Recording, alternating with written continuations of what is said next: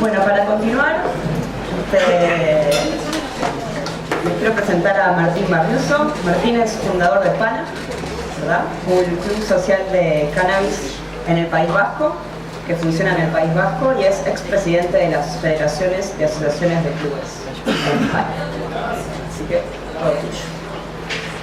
Pues, hola, buenas tardes, y para empezar quería agradecer la invitación para participar en estos debates en este momento que bueno, como decía Jorge y como hemos venido diciendo mucha gente que estamos participando en estos debates y en un encuentro que hemos tenido los días anteriores, es un momento histórico porque es la primera vez que un país se plantea la regulación del cannabis en todos los extremos de la cadena que va desde la producción hasta el consumo.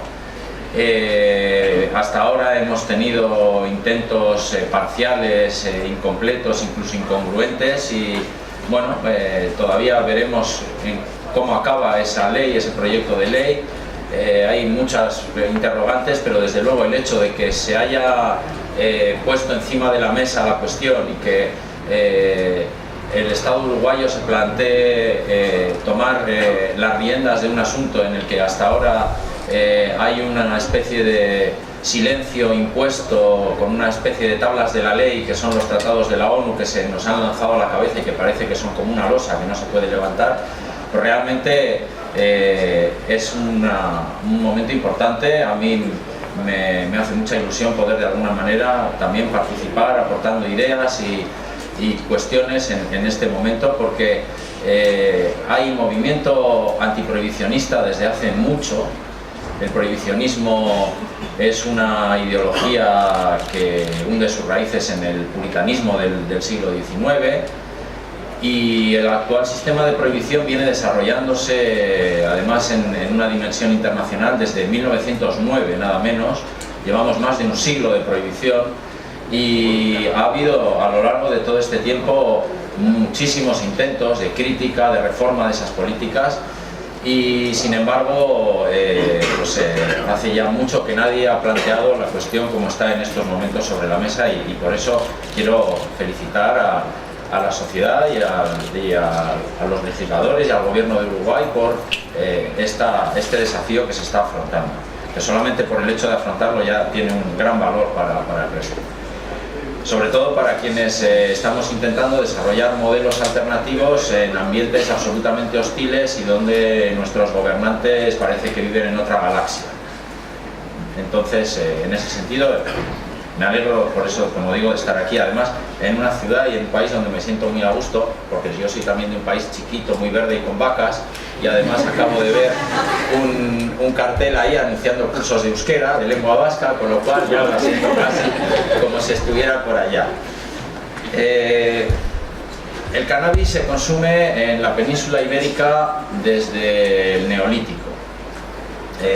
Llegó aproximadamente la misma época que la cerveza, que fue la primera bebida alcohólica que se conoció por allá, y se ha venido consumiendo de manera más o menos continuada a lo largo de los siglos. Hay referencias al uso de cannabis en obras clásicas como la Celestina, por ejemplo. Sin embargo, durante mucho tiempo ha sido una conducta socialmente mal vista, sobre todo desde que la Iglesia Católica en el siglo XVI emitió una bula papal en la que se condenaba el uso del cannabis como pecaminoso y contrario a la moral cristiana. Y como digo, en España la presencia del cannabis ha sido continua. ¿Y estos han quedado sin volumen? Sí, también. Hombre, si no tengo buena voz. Bueno, como digo, tiene una presencia continuada, solo que en muchos casos invisible. De hecho, hay en algunas zonas rurales de España han existido hasta hace muy poco un uso tradicional que venía siendo continuo desde tiempos inmemoriales. Además hay otro factor en el caso de España, y es el hecho de que entre 1912 y 1956 España ejerció el protectorado sobre una parte de Marruecos, que es precisamente en la que se se cultivaba y se consumía de forma tradicional el kif, que es uno de los derivados que se obtienen de la planta de cannabis, una especie de picadillo de hojas y cogollos, a veces con semillas incluso, que se fumaba. Porque el hachís de hecho no era un producto típico de Marruecos hasta los años 60. Durante todos estos años del protectorado español, allá fueron militares, funcionarios, mucha gente que convivió con la realidad del cannabis, y mucha de ella volvió consumiéndolo en un momento en el cual en España ya casi había caído en desuso. Y durante la dictadura franquista hubo también una gran tolerancia, porque era la droga de los legionarios, de la legión extranjera. Bueno, la legión, perdón, en el caso de España no es legión extranjera, aunque también había extranjeros, que fue uno de los, digamos, cuerpos militares en los que más se apoyó la dictadura para conseguir el triunfo en la guerra civil entre el año 36 y el 39. Y por lo tanto, nunca hubo un gran interés por parte del régimen en perseguir ese consumo. Yo de niño recuerdo en el barrio donde vivía con mis padres y mis abuelos, que había bares donde había legionarios, unos individuos mal encarados, con tatuajes ahí, amor de madre, corazones con puñales y cosas de estas, y que fumaban kifi, fumaban marihuana, algo parecido a la marihuana, y después hachís posteriormente. Y bueno, pues fue algo que estuvo ahí y nunca estuvo bien visto, pero tampoco se persiguió. Además, durante la dictadura y después de la guerra civil sucedió otra cosa que es importante para este relato, y es que durante la guerra, bueno, aparte de casi 1 millón de muertos entre el año 36 y el 39, hubo cientos de miles de mutilados y heridos, y muchísima gente se convirtió en adicta a la morfina al usarla como tratamiento contra el dolor. Que es un factor que, bueno, no suelo mencionar en las charlas, pero hay precisamente en una conversación de por qué en España no se penalizó el consumo. Bueno, pues porque entre 1932 y 1968 el Ministerio de Sanidad dispensaba gratuitamente morfina a las personas declaradas adictas que tenían un carnet que les permitía acceder a lo que se llamaba la dosis extraterapéutica, que se les proporcionaba en las farmacias y que consumían en su casa. Y entonces todas estas personas, decenas de miles de personas adictas a la morfina, como consecuencia de tratamientos por graves heridas que sufrieron en su día, eran toleradas, eran gente absolutamente normal. Sus historiales están ahí en los archivos del Ministerio de Sanidad, en el cual, por cierto, se les ha prestado siempre poquísima atención, cuando creo que hay material valiosísimo de estudio.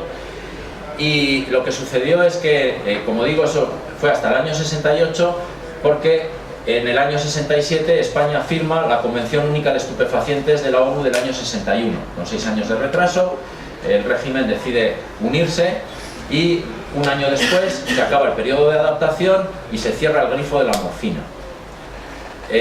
No es casualidad que la heroína, que hizo aparición por primera vez en España en los años 30 y luego desapareció, porque total, si había morfina gratis de calidad en la farmacia para quien realmente la necesitaba, pues evidentemente la heroína clandestina no tenía ningún futuro.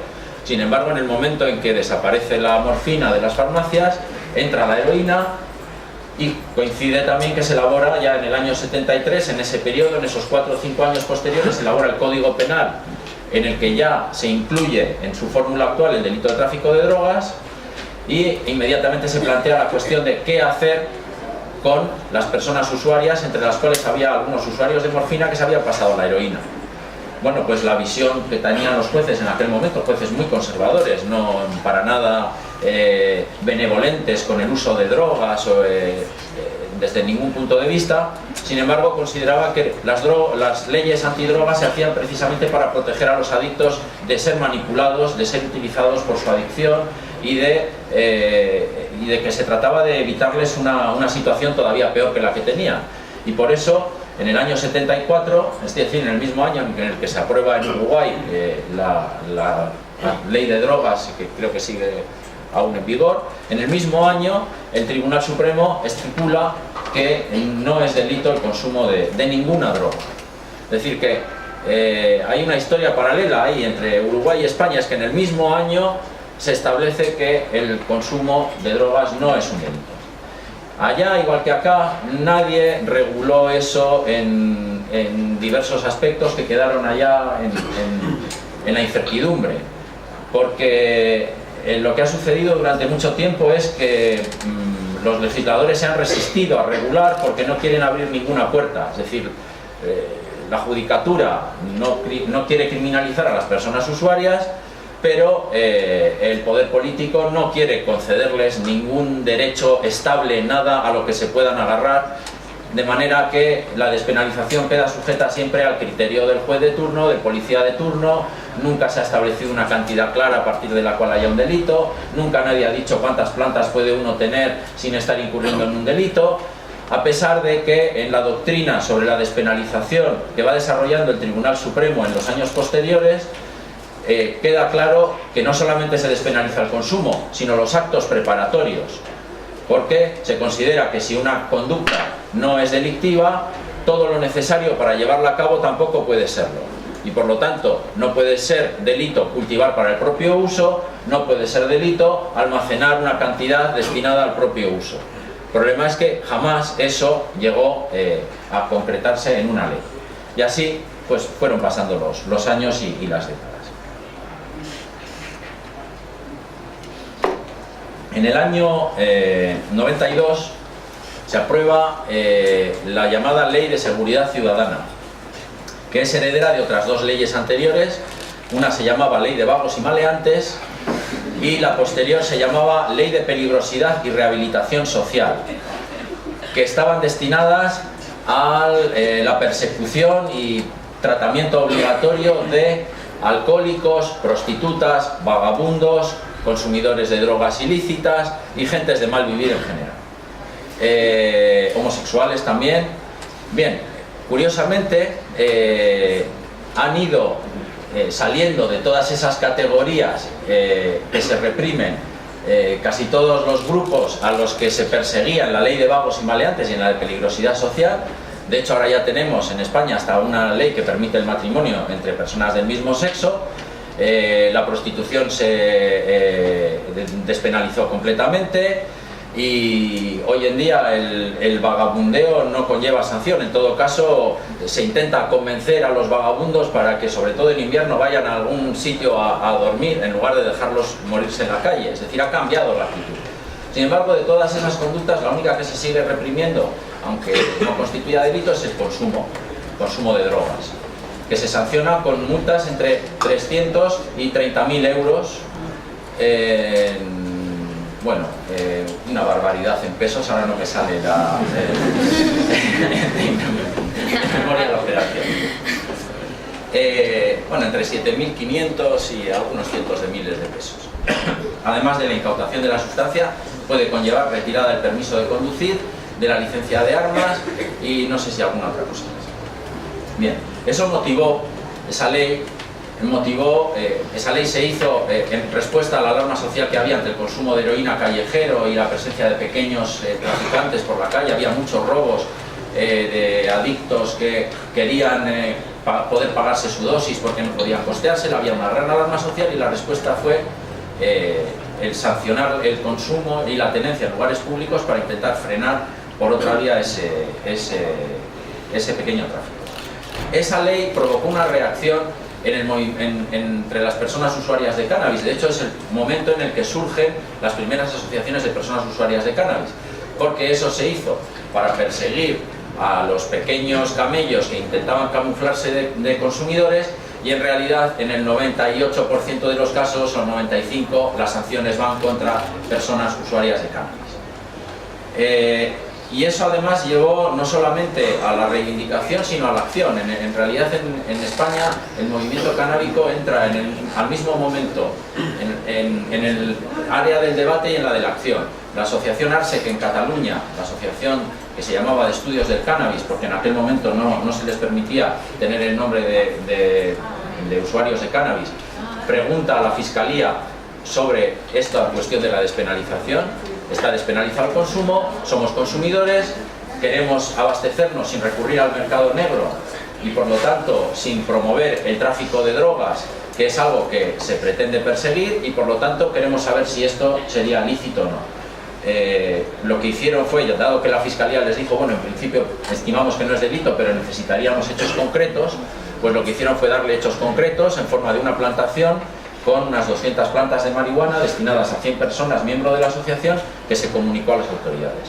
Y ahí se abre el periodo de plantaciones de carácter reivindicativo que fuimos llevando luego a cabo en otras asociaciones. Concretamente en el año 97, en la asociación Calamudia, de la que yo era presidente, hicimos una nueva plantación en la que ya participaron 200 personas, entre las cuales había un miembro del Parlamento Vasco, había representantes sindicales, había algún concejal de varios partidos diferentes además, músicos, actores, en fin, de todo. Había gente del mundo académico que públicamente manifestaban: somos personas usuarias de cannabis, no queremos recurrir al mercado negro, queremos conocer la calidad de lo que consumimos y vamos a plantar para nuestro propio uso. En el caso de Arce hubo una primera absolución por parte de la audiencia, pero finalmente el Tribunal Supremo les condenó a una sentencia que no les obligaba a ir a la cárcel, pero que de alguna manera pretendía cerrar el camino al movimiento.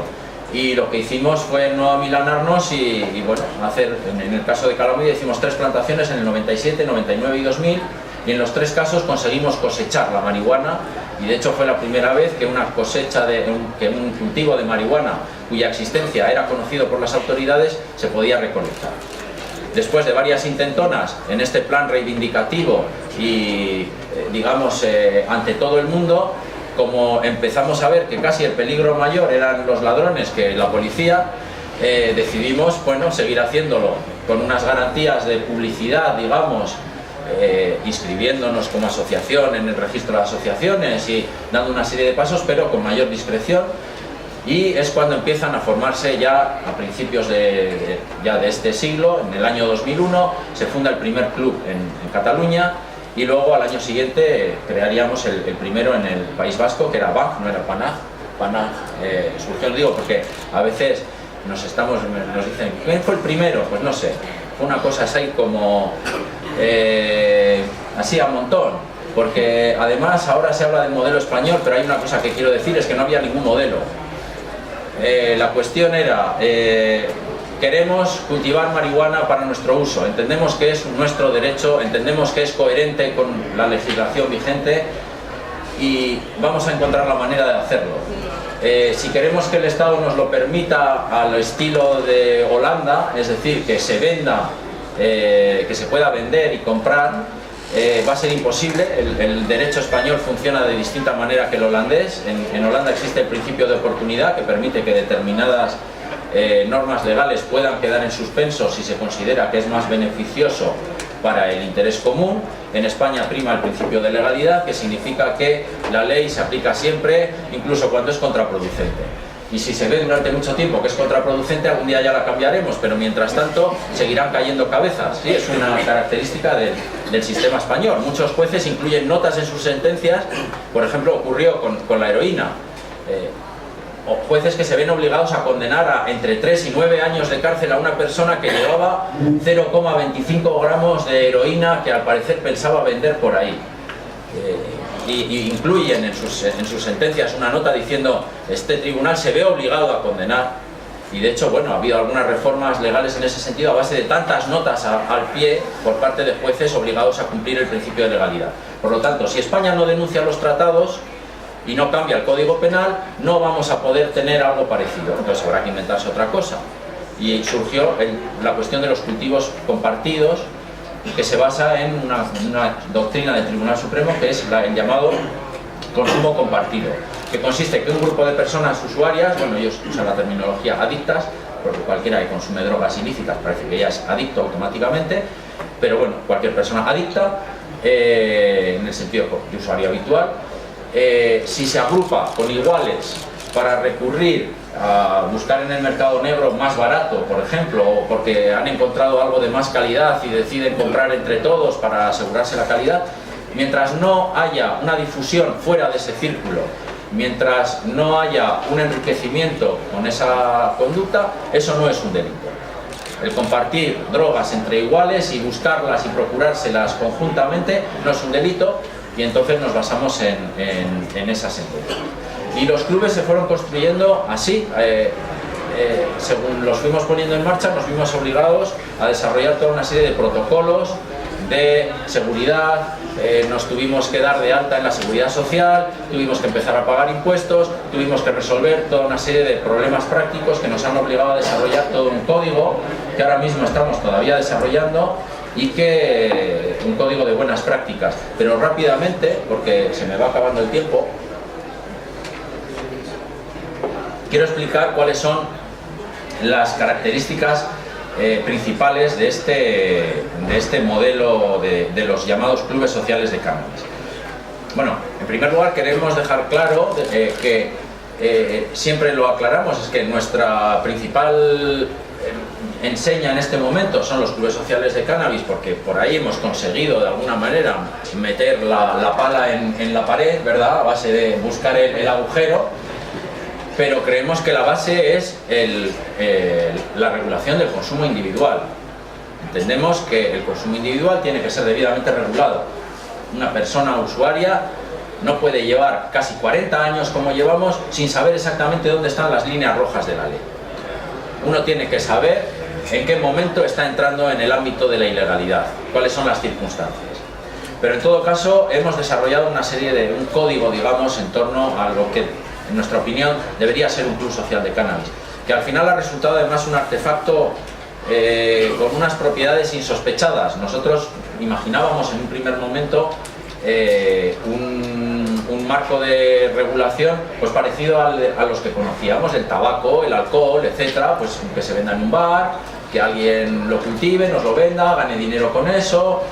Pero los clubes, que se concebían como una especie de transición mientras conseguimos el cambio grande que nos permita la legalización de verdad, luego descubrimos que en realidad tenían toda una serie de ventajas frente al modelo comercial estándar, que hacían que fuera más interesante desde el punto de vista de la reducción de riesgos, de la protección de nuestros intereses y de nuestros derechos, e incluso de pagar más barato nuestros hábitos, ¿no? Entonces acabamos planteándonos que en realidad nos gustaba el modelo como tal y que nos parecía que ese era un modelo adecuado de regulación, porque veíamos que no queríamos repetir en absoluto una regulación como la del tabaco, por ejemplo.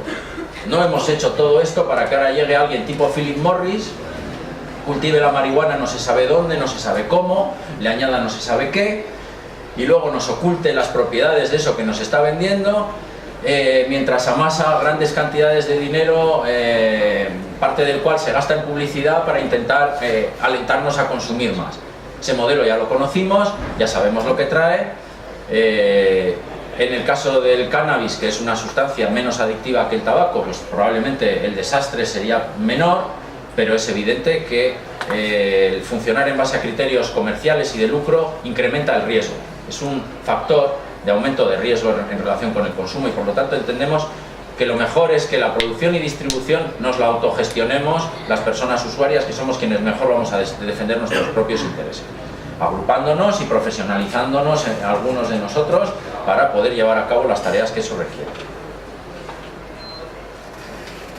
Entonces, un club social de cannabis perdón, es una asociación sin ánimo de lucro, legalmente registrada, donde para poder entrar hay que declararse usuario o usuaria de cannabis y ser invitado por otra persona que ya forme parte del club.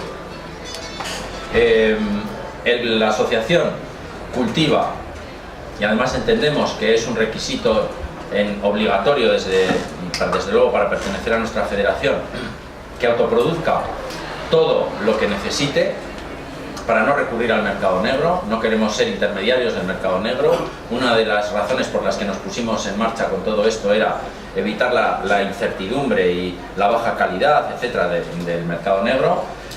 Es un circuito cerrado, es un lugar donde se ofrece un espacio para el consumo privado, donde no pueden acceder menores, y donde cada persona socia hace una previsión de su consumo en base a la cual se planifica el cultivo para que no se generen excedentes. Establecemos un límite máximo mensual, en parte para prevenir usos abusivos y en parte para evitar la derivación al mercado negro, aunque en casos especiales en los que alguna persona nos muestre que efectivamente no le llega con el límite máximo que todavía estamos debatiendo, depende de las asociaciones, estamos midiendo un poco cuáles son nuestros niveles medios de consumo. Estamos viendo que la mayoría, al menos de miembros de las asociaciones en las que ya vamos un poco llevando estas estadísticas, el consumo medio viene a ser como de 15 gramos al mes, medio gramo al día, 2 o 3 porritos así de promedio, eso sería una media. Hay gente con consumos mucho mayores, otros mucho menores, pero en todo caso establecemos una serie de medidas para no solamente garantizar nuestros derechos, sino además cumplir con una serie de responsabilidades. Y con esto quería terminar, con esto y otra cuestión relacionada con el tabú moral. Si en vez de 1 minuto me das 2. Bien. Ahora me he despistado un segundo, perdonad. Lo de las... Bien. La cuestión es, nosotros reivindicamos nuestro derecho a consumir, pero somos conscientes al mismo tiempo de que, de la misma manera que nos lo tienen que poner fácil, lo tenemos que poner fácil.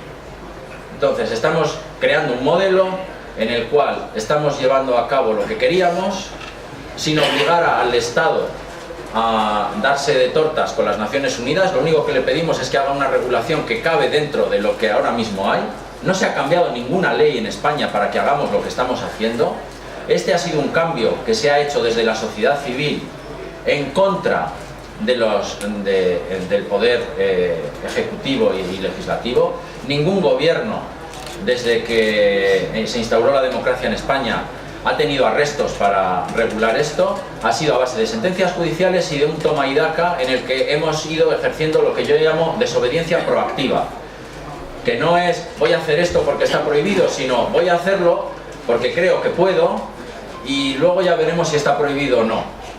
Y ya veremos cómo nos enfrentamos a ello. Y bueno, pues hemos conseguido, entre otras cosas, una gran tolerancia por parte de la sociedad, porque hemos ido explicando lo que íbamos haciendo, porque hemos creado un modelo en el cual exigimos el respeto de nuestros derechos, pero intentamos garantizar el de los demás, donde intentamos eso, no fomentar el turismo canábico. Creemos que si fomentáramos que viniera gente de todo el mundo a nuestros clubes y luego volviera a su casa con los bolsillos llenos, íbamos a generar un conflicto internacional que no iba a ayudar a que nuestro modelo salga adelante.